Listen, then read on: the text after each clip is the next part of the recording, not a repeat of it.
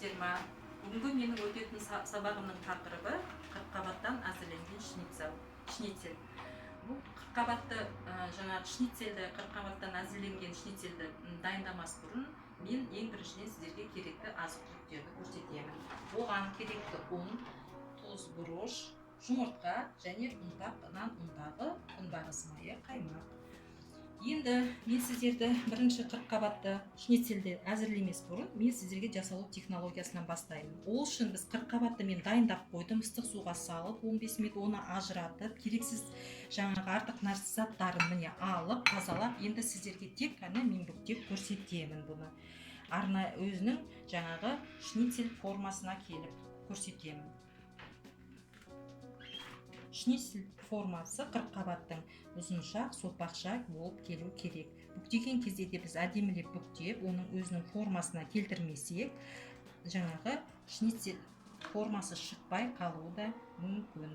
Сондықтан бұны бүктеген кезде біз бір-біріне қарай жақындастырып, әдемілеп сынып кетпес үшін қуырған кезде бұны осылай бүктейміз. Бұл шницельді енді мен қазір бұны дайындамас бұрын жұмыртқасын езіп аламыз. Бұл жұмыртқаны езу себебім қазір қырыққабат шницель осыған маламыз. Сол үшін мен бұны езіп аламын арда. Енді осыған біз негізінде бұның жасалу технологиясында біз кішкене тұз, көз мөлшерімен өзіне қажетті тұз саламыз. Содан кейін кішкене бұрыш себеміз. Өйткені қырыққабаттан жасалынғандықтан бұның дәм тұзы кіру үшін біз тұз бен бұрышты міндетті түрде ішіне сеуіп жіберуімізге болады. Сонда біз жаңағы шницель дәмінің, қырыққабаттың дәмінің сезіліп тұрғандығын байқаймыз. Міне мен езіп бәрін дайындап қойдым. Енді қазір біз жасаған кезде өзінің жасалу технологиясы бойынша қазір мен сіздерге көрсетемін. Бірінші ұнға маламыз шницель, одан кейін жұмыртқаға малып аламыз. Одан кейін нан ұнтағына маламыз.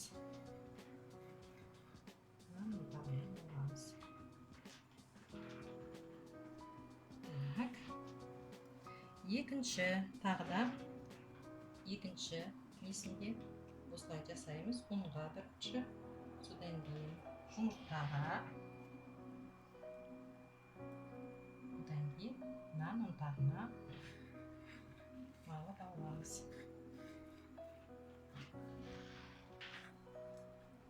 Үшіншісін тағы да осылай әзірлей береміз.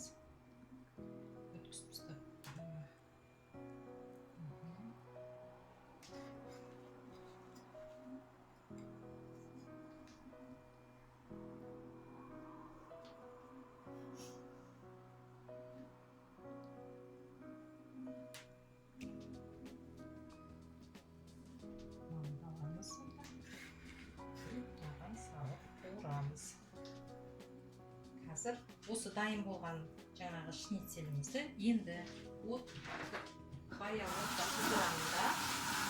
баяу отта қыздырып, мен шницельді қазір қууға әзірлеймін. Ол үшін отты қосамын.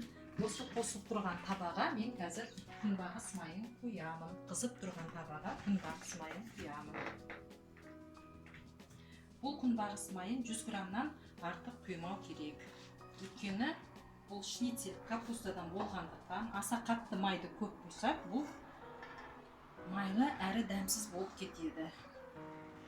Сондықтан қазір мен қызып тұрған майға осыны қыздырамын.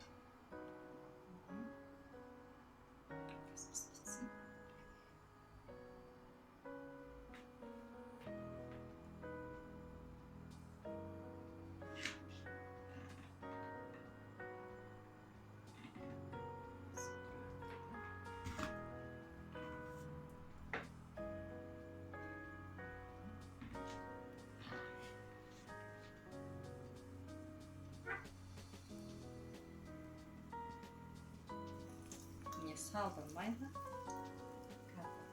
Әдемілеп қуырамыз осыны.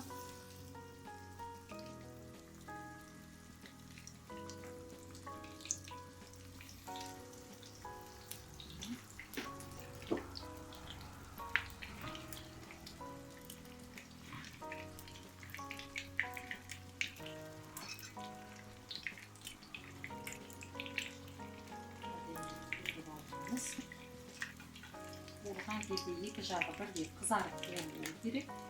Әйтпесе біздің шницеліміздің жаңағы түрі түсі келмей қалады. Сондықтан біз екі жағын бірдей қылып әдемі қылып міне қуырып аламыз.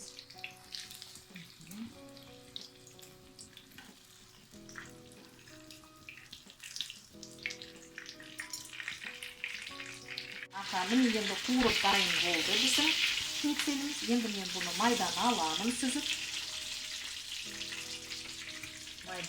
Енді оны біз ұсынар кезде әдемілеп қасына қаймақпен ұсынамыз. Өйткені бұны ұсынған кезде тек қана біз қаймақпен ғана ұсынып жібереміз. Бұл өйткені көкөністен әзірленген шницел болғандықтан қаймақпен бір үлеске 200 граммнан жіберіледі.